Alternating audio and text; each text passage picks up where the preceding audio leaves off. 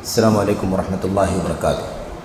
الحمد للہ رب العالمین والصلاة والسلام علی اشرف الانبیاء والمرسلین نبینا محمد وعلی آلہ واصحابہ اجمعین وبعد۔ برادران اسلام، دینی بھائیوں، احباب، بزرگوں، نوجوان ساتھیوں، ہم لوگ اس سے پہلے کے حلقے میں یہ پڑھ رہے تھے کہ چشتی جو سلسلہ تصوف کا ہے وہ کیا ہے، اس کی حقیقت کیا ہے، اس کا آغاز کہاں سے ہوا اور ان کے عقائد اور نظریات کیا ہیں۔ اس سلسلے کی کچھ باتیں آپ کے سامنے اس سے پہلے حلقے میں آ گئیں، اور کچھ مزید باتیں جو باقی ہیں وہ اس حلقے میں اور اس کے بعد کے حلقے میں آپ کے سامنے پیش کی جائیں گی۔ مثال کے طور پر آگے جو مزید باتیں آپ کے سامنے پیش کرنی ہیں، اس میں مولانا زکریا کاندھلوی رحمۃ اللہ علیہ نے کچھ باتیں لکھی ہیں، وہ آپ کے سامنے یہاں پر پیش کی جا رہی ہیں۔ اس سے پہلے کچھ باتیں آ چکی ہیں اس کتاب سے، تاریخ بچائی کے چشت جو زکریا کاندھلوی صاحب کی ہے۔ کہتے ہیں آپ ہندوستان کے امام الطریق تھے، ہندوستان کے امام الطریق تھے۔ اب امام مسجد آپ نے سنا ہوگا، امام المسلمین آپ نے سنا ہوگا، اب امام کیا ہے؟ یہ امام الطریق، یہ اصطلاحات، یعنی امام مسجد کا امام نہیں، مسلمانوں کا امام نہیں، شریعت کا امام نہیں، بلکہ کس کا امام؟ طریق کا امام، یعنی سلسلہ چشتیہ کا امام، اس کے امام مانے جاتے ہیں۔ کیونکہ ہندوستان میں وہ سارا گھومنے کے بعد ہندوستان میں آ کر کے یہ رہے اور یہیں اجمیر میں ان کی وفات ہوئی، تو ہندوستان کے امام الطریق تھے، یعنی چشتی سلسلے کے ہندوستان کا جو حصہ ہے اس کے آپ امام تھے۔ تو چشتیہ کے امام ہندوستان میں کون ہیں؟ یہی خواجہ معین الدین چشتی۔ آپ ہی سے ہندوستان میں علوم معرفت کا افتتاح ہوا۔ کون کہہ رہا ہے یہ؟ زکریا کاندھلوی صاحب کہہ رہے ہیں، امام الطریق تھے، آپ ہی سے ہندوستان میں علوم معرفت کا افتتاح ہوا۔ علوم معرفت کے علوم کا آغاز امام الطریق خواجہ معین الدین چشتی کے ذریعے سے ہندوستان میں ہوئی۔ یہ معرفت کیا ہے؟ معرفت صوفیت کا ایک درجہ ہے، صوفیت کا ایک درجہ ہے۔ تو کہتے ہیں کہ اس درجے تک پہنچنے کے لیے جو نالج چاہیے، جو علم چاہیے، ہے نا، اس کی شروعات کہاں سے ہوئی ہے؟ خواجہ معین الدین چشتی کے ذریعے سے ہوئی ہے۔ یہ ان کا عقیدہ ہے۔ جبکہ اصل معرفت تو اللہ تبارک و تعالیٰ کی توحید، اصل معرفت اللہ کے نبی علیہ السلام کی سنت ہے۔ آدمی اپنے پیشوا کو پہچانے، آدمی اپنے رب اور خالق و مالک اور معبود حقیقی کو پہچانے۔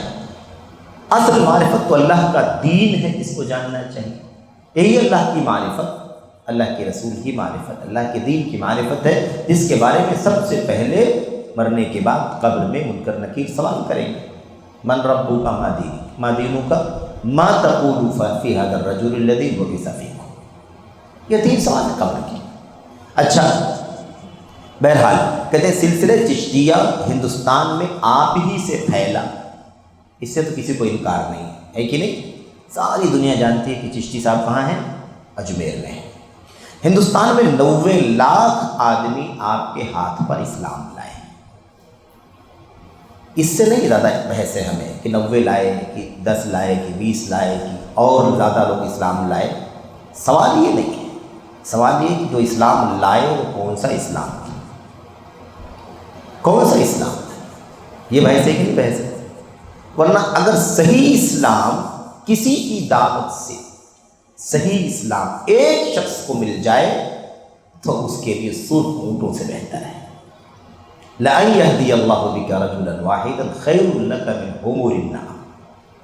حضرت علی صلی اللہ کے نبی نے فرمایا رضی اللہ تعالیٰ عنہ۔ تو زیادہ لمبی تعداد کا دھونس جمانے کا کوئی فائدہ نہیں ہے۔ 90 لاکھ لوگ آپ کی دعوت سے اسلام لائے۔ مسئلہ یہ ہے کہ وہ جو اسلام لائے، مسلمان ہوئے، وہ کون سے عقیدے کے اسلام؟ کون سا اسلام؟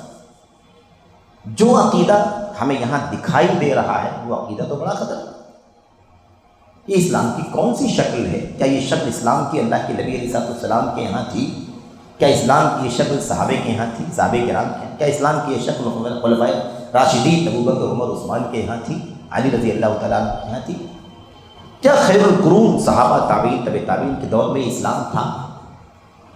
تو کون سا اسلام لائے یہ بڑا اہم ہے، زیادہ لوگ لائے یہ بہت بڑی بات نہیں، تو اللہ تعالیٰ کی توفیق ہے۔ اچھا تو کیا کہتے ہیں، ہندوستان میں 90 لاکھ آدمی آپ کے ہاتھ پر اسلام لائے، آپ کا نسب 11 پشت پر حضرت امام حسین سے ملتا ہے، یعنی سلسلے نسب جب جوڑیں گے تو 10 کے بعد جو 11واں نام آئے گا، 11ویں پیڑھی حضرت امام حسین سے ملتا ہے۔ یہی سوال پیدا ہوتا ہے کہ یہ کون سی خاص بات ہے کہ یہ بیان کیا جائے کہ حضرت امام حسین سے ملتا ہے؟ ابو بکر سے ملتا بتانے میں، حضرت علی سے ملتا ہے بتانے میں بڑی بات تھی، یا حضرت حسین سے ملتا ہے یہ بتانا بڑی بات تھی؟ حضرت حسین رضی اللہ تعالیٰ عنہ کے والد گرامی حضرت علی بن ابی طالب کا مقام اونچا ہے کہ حضرت حسین کا مقام اونچا ہے؟ حضرت علی سے آپ کا سلسلہ نسب ملتا ہے، یہ کہنے میں کہ سعادت زیادہ ہے، شرف زیادہ ہے کہ حضرت امام حسین سے نسبت بتانا زیادہ شرف کی بات ہے۔ اس سے آپ اندازہ لگائیے کہ نظریات کس طرح کے ہوتے ہیں، اور آپ کے کمالات بحر لا متناہی ہے، یعنی اتنے کمالات ان کے یہاں تھے خواجہ معین الدین چشتی کے یہاں کہ ایک سمندر کی طرح سے کمالات، جس کے آغاز کا پتہ نہیں، اختتام کا پتہ نہیں، ٹھاٹھے ماتا ہوا سمندر، ایسے کمالات تھے۔ اتنا مبالغہ کرنے کی کیا ضرورت ہے؟ اگر یہ سب کہہ دیں گے ہم خواجہ معین الدین چشتی کے بارے میں، تو اوپر اور جو ہزاروں شخصیتیں ان سے اونچی ہیں ان کے بارے میں کیا کہیں؟ یہ مبالغے، غلو، یہ تشدد نہیں ہے، یہ شدت ہے، یہ غلو ہے، مبالغہ آرائی۔ ایاکم والغلو فإنما أهلك من كان قبلكم الغلو في الدين۔ غلو مت کرو، کیونکہ تم سے پہلے لوگوں کو غلو نے ہلاک کیا ہے، جس کا تو درجہ اتنا ہی۔ آپ کے کمالات بحر لا متناہی، ایسا سمندر جو ختم نہیں ہو۔ بہرحال حتیٰ کہ کہتے ہیں کہ جس پر، یہ دیکھیے، حتیٰ کہ کہتے ہیں کہ جس پر نظر ڈالتے تھے صاحب معرفت ہو جاتا تھا۔ یہ مقام نہ اللہ کے نبی کو حاصل ہے، نہ صحابہ کرام نے ابوبکر عمر عثمان کو حاصل ہے، جس پر نظر ڈال دے صاحب معرفت ہو جائے۔ یعنی کیا ہے آخر سمجھ میں آپ کو، ہم کو آتا ہے؟ آج کل ٹیکنالوجی کا زمانہ ہے، آنکھوں کی ریز کیچ ہوتی ہے مشینوں کے اندر، لیکن یہ کیا ہے کہ آدمی دلوں پر اثر انداز ہو جائے، جس کو نظر ڈال دے اس کا سینہ علم سے بھر جائے۔ سمجھ لیں، یہ سب مبالغہ ہے، اس کی کوئی حقیقت نہیں میرے بھائی۔ اگر یہی تھا، اگر یہ پاسبل تھا اور یہ سعادت ملتی تھی تو نبی کریم صلی اللہ علیہ وسلم کیوں نہ نظر ڈال دے تو صحابہ کرام علم سے بھر جائیں۔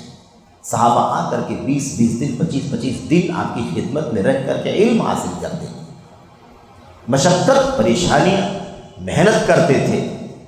بڑے بڑے صحابہ کرام نے، جن کے نام آج ہمارے سامنے روشن ہیں، انہوں نے نبی کریم صلی اللہ علیہ وسلم کے سامنے ذانوِ تلمذ یعنی شاگردی اختیار کر کے آپ سے علم حاصل کیا ہے۔ آپ کو یہ مقام اللہ کے نبی اللہ تعالیٰ نے عطا نہیں فرمایا کہ آپ جس پر نظر ڈال دیں اس کا سینہ علم سے بھر جائے؟ یہ ہے، جس پر نظر ڈالتے تھے صاحب معرفت ہو جاتا۔ علوم ظاہریہ و باطنیہ دونوں میں کمال حاصل تھا۔ اتنے مبالغے، علوم ظاہریہ باطنیہ، علوم باطنیہ کیا ہے؟ صوفیت، صوفیت سب چھپا ہوا، ہارٹ ٹو ہارٹ، دل سے دل، علم ڈائریکٹ اللہ تبارک و تعالیٰ سے ہمارے سینے پر، اور ہمارے نظر ڈالنے سے ادھر سے ادھر، ادھر سے ادھر، اس طرح سے یہ علوم باطنیہ حاصل ہوتا تھا۔ یہ ساری باتیں کس نے کہی ہیں؟ یہ مولانا زکریا کاندھلوی، جو مسلک دیوبند کے بڑے علماء میں سے ایک عالم ہیں، جو انہوں نے خواجہ معین الدین چشتی کے بارے میں باتیں بیان فرمائی۔ آگے لکھتے ہیں، یہی لکھتے ہیں، ایک بار آپ وضو کرنے میں انگلیوں کا خلال کرنا بھول گئے، ہے نا، یہ خلال کرنا بھول گئے تو کیا ہو گیا؟ غیب سے آواز آئی کہ محبت رسول کا دعویٰ اور سنت کا ترک،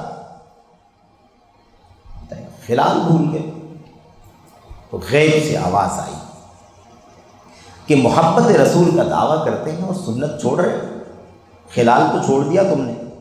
آپ نے فوراً توبہ کی کہ آئندہ ایسی حرکت نہیں کروں گا۔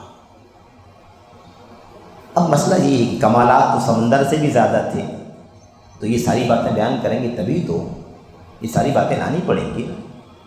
بھائی بھول گئے تھے، کوئی بتا دے کہ بھولنے پر گرفت ہے اللہ تبارک و تعالیٰ کی طرف سے؟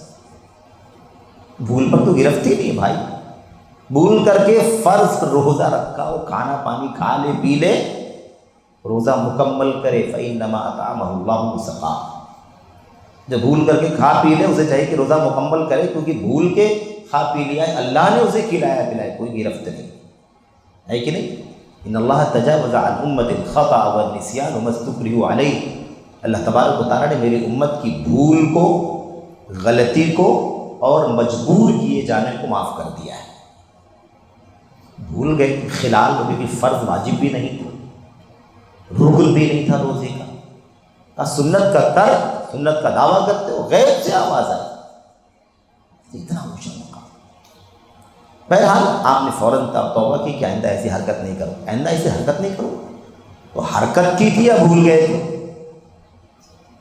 حرکت تو جان بوجھ کر کے کی جاتی ہے، اور بھول چوک تو بغیر اختیار کے ہو، تو یہ کیا ہے مسئلہ؟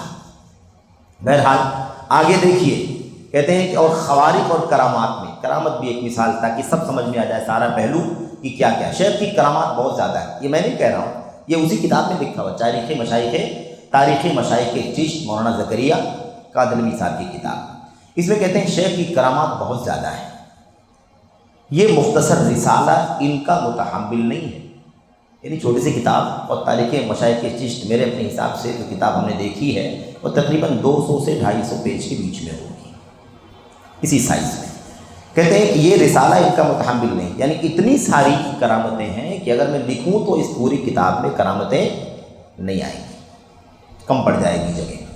ان میں سے ایک کرامت، کہتے ہیں ایک کرامت یہ ہے کہ ایک مرتبہ حضرت اپنے دوران سفر ہرات تشریف لے گئے۔ ہرات بات آ چکی ہے، ہرات افغانستان کا ایک شہر ہے، اسی کی بستی ہے چشت۔ ہرات تشریف لے گئے، وہاں ایک شیعہ امیر تھا۔ ہرات میں کون تھا؟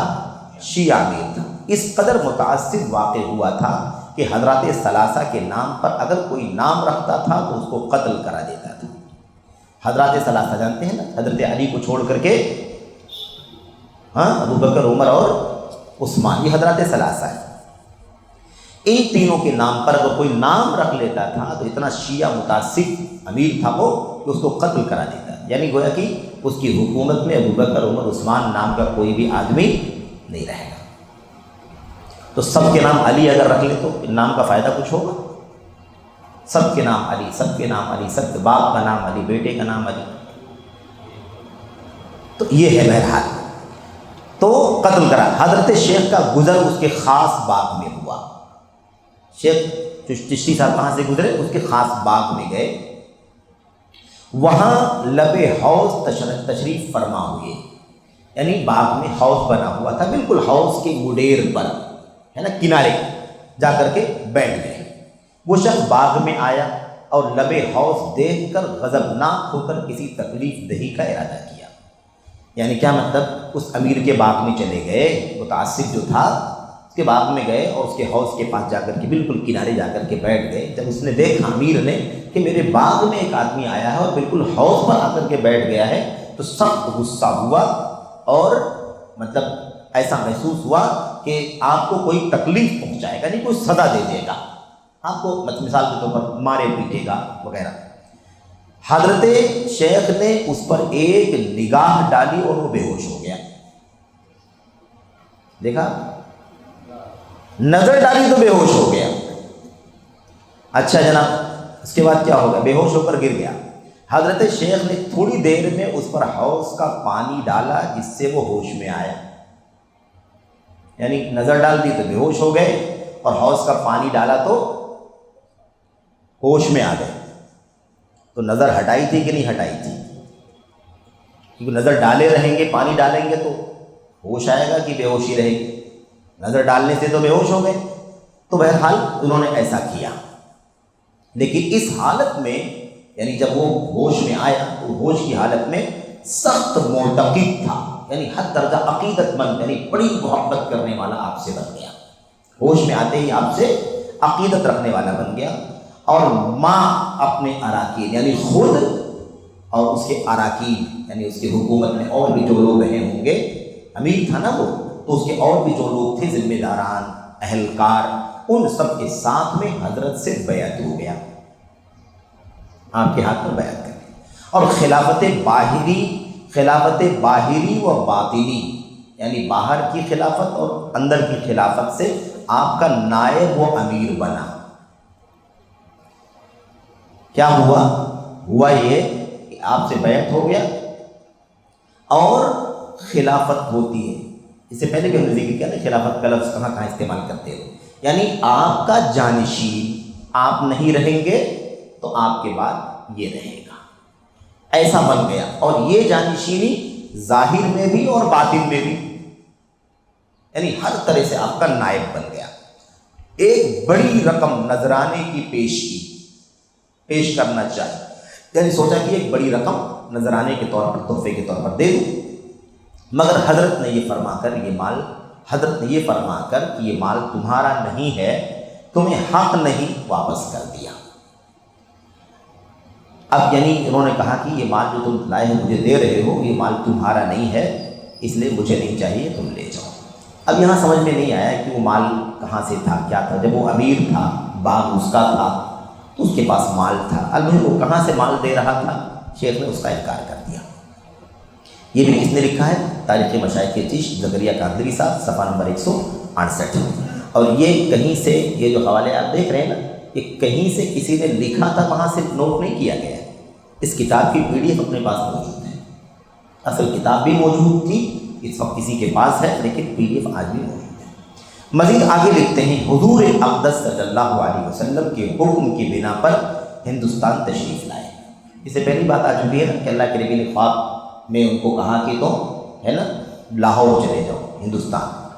اجمیر کی تعین حضرت نے ظاہر ہے کہ ارشاد سے ہی کی ہوگی۔ زکریا کاندھلوی صاحب لکھتے ہیں کہ ہندوستان، اللہ کے نبی نے فرمایا ہندوستان چلے جاؤ، لیکن ہندوستان میں اجمیر ہی آنا چاہیے۔ کہتے ہیں یہ تو اللہ کے نبی نے نام نہیں لیا تھا کہ ہندوستان جائیں تو اجمیر چلے جائیں، لیکن اجمیر بھی اگر وہ آئے ہیں تو اللہ کے نبی کی رہنمائی سے ہی آئے ہوں گے۔ یعنی اس طرح سے اس کو بیان کیا جاتا ہے کہ جیسے ابوبکر صدیق سے بھی اونچا مقام تھا، اس طرح سے بیان کیا جاتا ہے۔ اچھا جناب، حضرت کثیر المجاہدہ تھے، یعنی بڑی محنت کرتے تھے، بہت زیادہ عبادت ریاضت کرتے تھے، 70 سال رات کو نہیں سوئے۔ میرے بھائی، اللہ کے نبی علیہ السلام نے کیا کہا تھا؟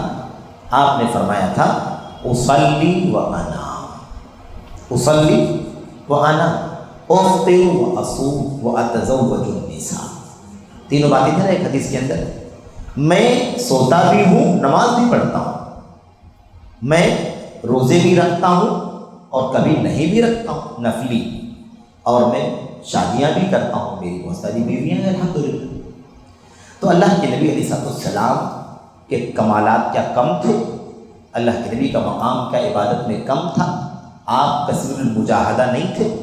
آپ کی سنت یہ ہے کہ پوری رات نہیں جاگنا ہے، سونا بھی ہے، عبادت بھی کرنا ہے، سونا بھی عبادت۔ اگر کوئی کہ پوری رات جاگوں گا تو کتنا بھی اسے کوئی متقی پرہیزگار سمجھے، لیکن نبی کی سنت کے خلاف ہے۔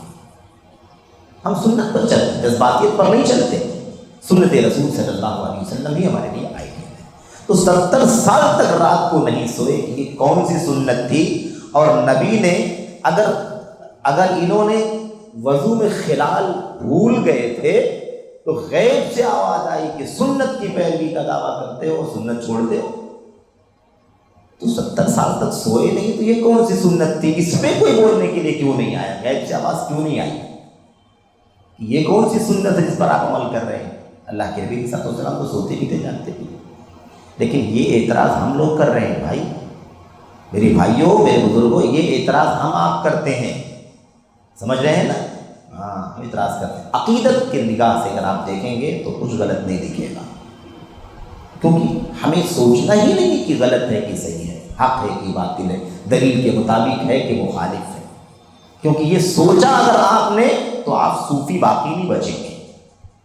صوفیت پر رہنے کے لیے ضروری ہے کہ جو بھی شیخ کی طرف سے آئے، ہاں جو بھی شیخ سے آئے جی، اس کے سوا آپ کو نہیں جانا ہے۔ یہ لکھا ہے کہ کتابوں کے اندر، من قال لشیخہ لیما لا یفلح، جس نے اپنے پیر سے کہہ دیا کیوں، پیر نے کہا یہ کام کرو، اگر کہہ دیا کیوں لا یفلح تو کبھی کامیاب نہیں ہو پائے گا۔ یہ صوفیت کا عقیدہ ہے۔ اور ہمارا عقیدہ کیا ہے؟ ہمارا عقیدہ یہ ہے کہ دنیا کی کوئی بھی بڑی سے بڑی شخصیت ہو، آپ سے ہم سے کچھ کہے، میں پورا حق ہے کہ ہم پوچھیں کہ اس کی کیا دلیل ہے اللہ کی کتاب میں، اس کی کیا دلیل ہے نبی کی سنت میں، اس کی کیا حقیقت ہے سلف کی سیرت میں۔ یہ ہمارا طریقہ ہے۔ دین وہ ہے جو اللہ نے کتاب میں اتارا ہے، جو نبی کی سنت میں اترا ہے، جو اللہ کے نبی کے صحابہ ساتھیوں نے سب سے پہلے سنا، دیکھا، سمجھا، عمل کیا، وہ دین ہے۔ ایسے عقیدت میں بہت ساری باتیں کہہ کر کے لوگوں کو، عوام کو گمراہ کر دیا جاتا ہے۔ تو اب یہ اعتراض کرنا، یہ باتیں کرنا، ظاہر ہے کہ یہ سب کرنے کے لیے کیا چاہیے؟ اللہ کی کتاب کا علم چاہیے، نبی کی سنت کا علم چاہیے، صحابہ کرام کی زندگی اور سیرت کا مطالعہ چاہیے، تب جا کر کے یہ باتیں ہم کہہ سکتے ہیں، انکار کر سکتے ہیں۔ ورنہ عقیدت کا چشمہ اگر آدمی لگا لے تو ہر چیز کو ہاں کر کے قبول کر لے گا وہ۔ تو یہ بات بتائی، آپ خود سوچیں کتنی موٹی بات۔ ابھی آپ نے سنا کہ خلال بھول گئے تھے تو غیب سے آواز آئی کہ آپ سنت کا دعویٰ کرتے ہیں، سنت چھوڑ دیں۔ تو 70 سال تک اگر رات کو نہیں سوئے تو یہ کون سی سنت؟ کیا یہ صحیح ہے؟ میرے بھائی کتنی حیرت کی بات ہے۔ تو ایسے ہی آپ کو ایک تو نہیں، اگر یہ ایک صفحے، آدھے صفحے میں آپ کو اتنے موٹے موٹے تضاد دکھائی دے رہے ہیں، تو اگر آپ وہ ساری کرامات اگر آپ پڑھیں گے تو 250 صفحے کی کتاب میں جو نہیں آ سکتی تھی، تو آپ کو کتنے تضاد دکھائی دیں گے؟ جگہ جگہ تضاد دکھائی دے گا۔ تو یہ اصل میں عقیدت، مبالغہ ہے نا، حد سے زیادہ غلو، حد سے زیادہ کسی کو پڑھانا ہے نا، یہ ساری چیزیں خوب یہاں پر موجود ہیں۔ اچھا خیر، وقت تو ختم ہو رہا ہے، لیکن ایک بات کہہ کر کے بات ختم کر دیتے ہیں۔ اس پر تعلیق یعنی اس پر وضاحت اگلے درس میں کریں گے، صرف آپ اس واقعے کو سنیں۔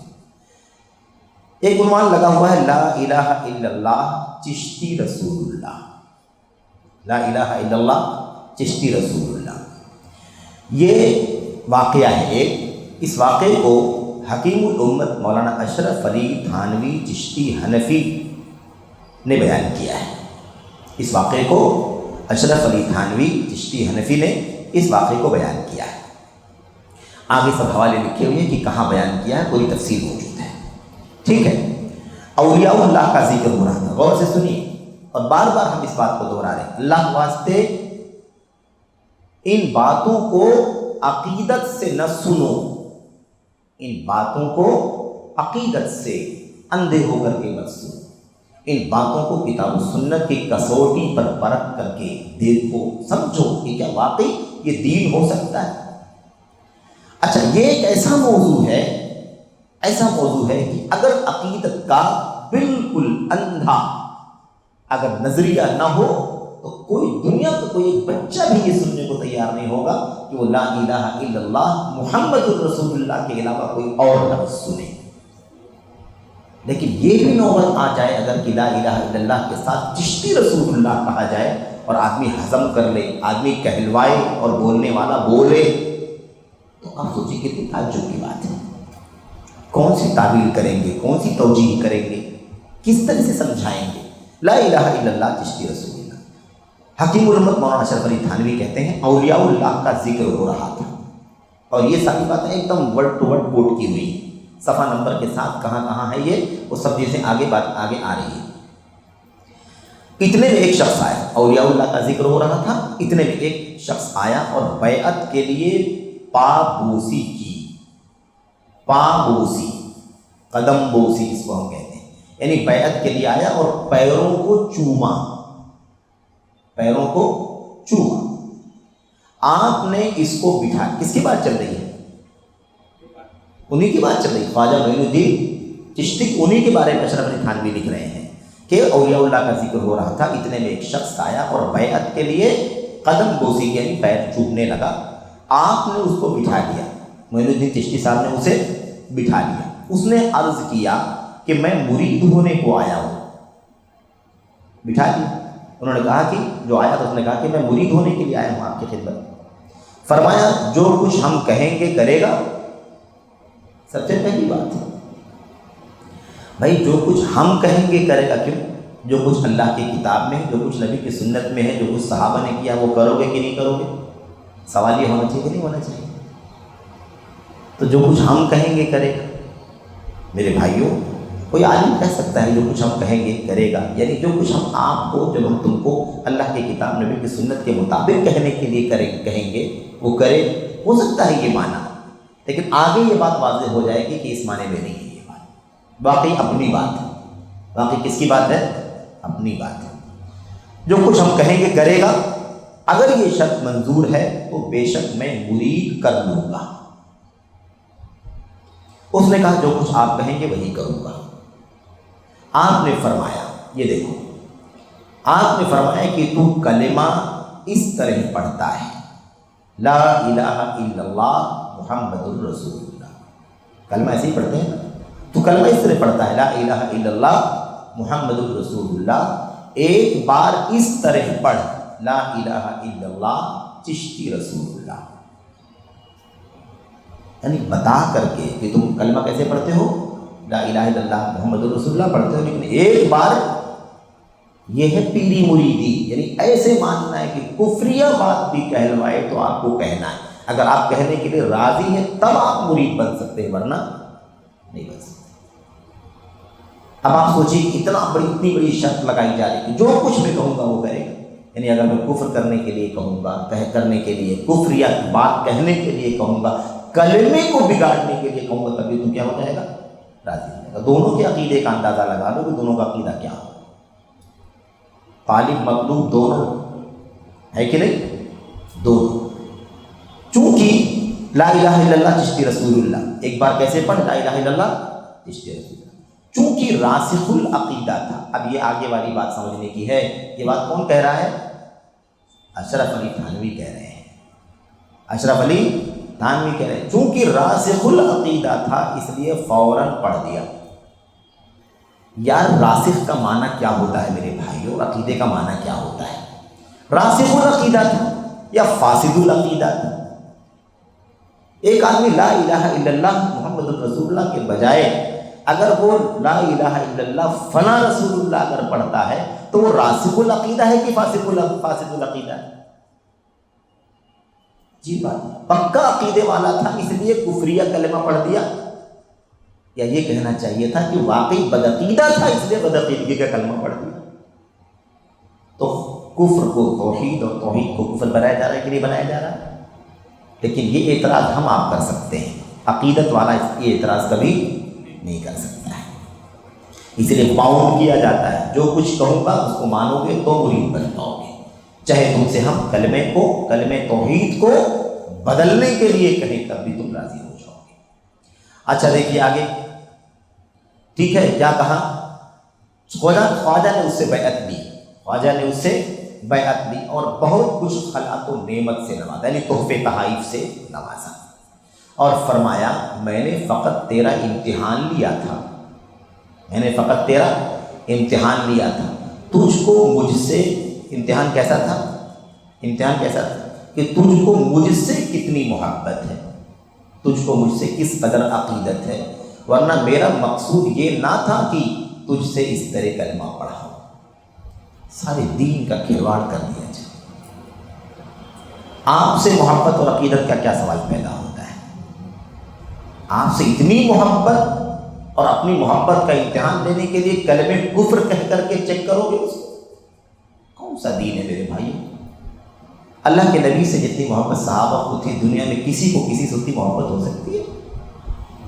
آپ نے اس محبت کے امتحان لینے کے لیے ایسا کچھ کبھی کرایا تھا اللہ کے لیے؟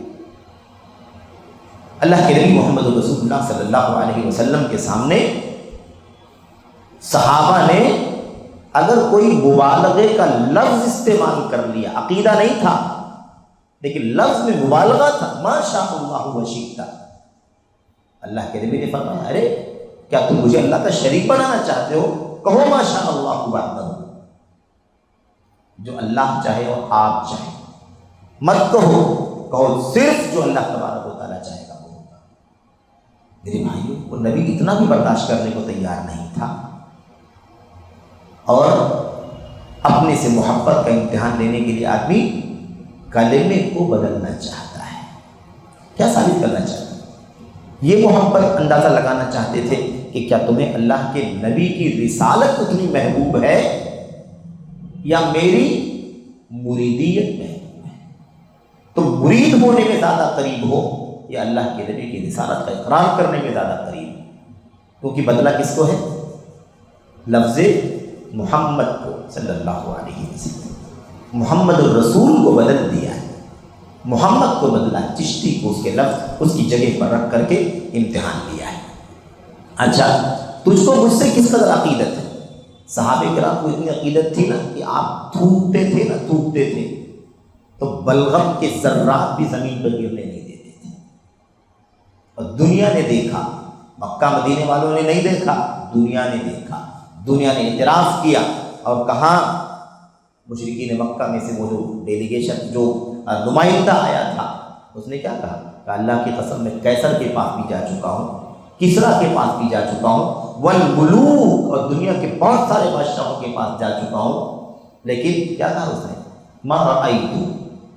ما رأيت احدا يعظم احدا ما يعظم اصحاب محمد محمدا، لیکن میں نے کسی بھی بادشاہ کے ماننے والوں کو، کسی بھی پادری کے شاگردوں کو، کسی بھی یہودی عالم کے پیروکاروں کو اتنی محبت، اتنی تعظیم کرتے ہوئے نہیں دیکھا جتنی محمد کے ساتھیوں کو محمد کی تعظیم کرتے ہوئے دیکھا صلی اللہ علیہ وسلم ورضی اللہ۔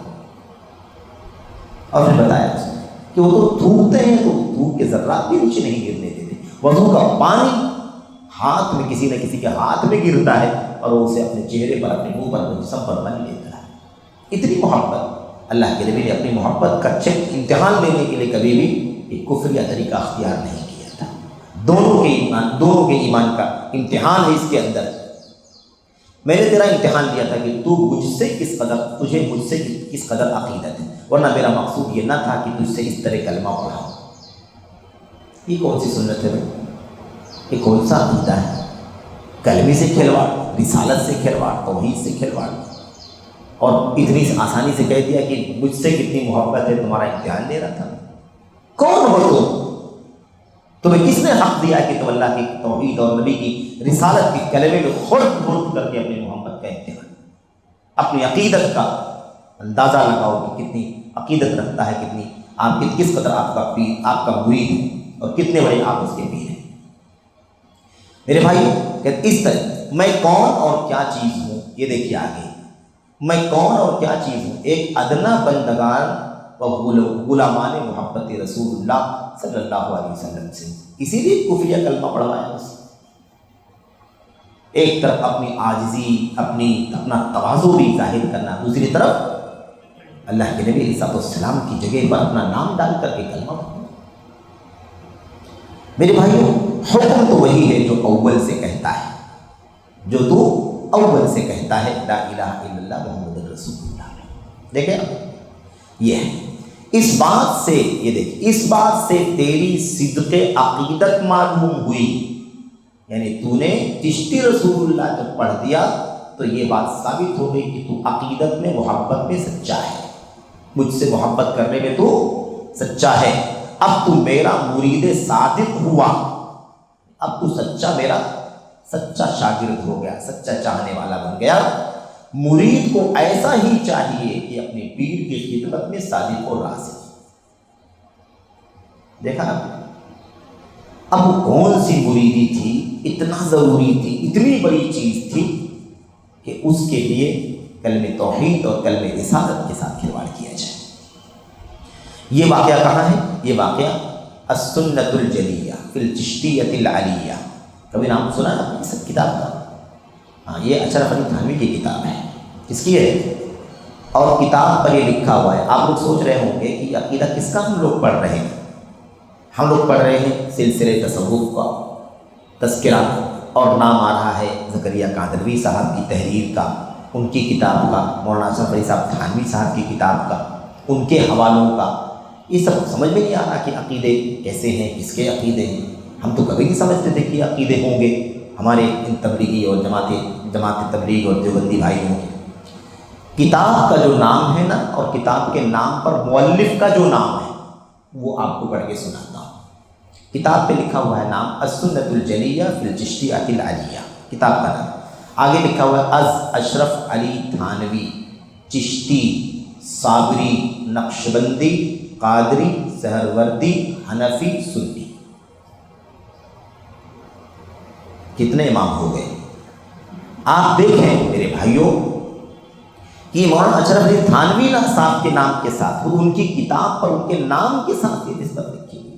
چشتی ہے نا، صابری نقشبندی قادری سہروردی حنفی اور سنی، یعنی کل ٹوٹل کتنا ہو گیا؟ 7 القاب لکھے ہوئے ہیں.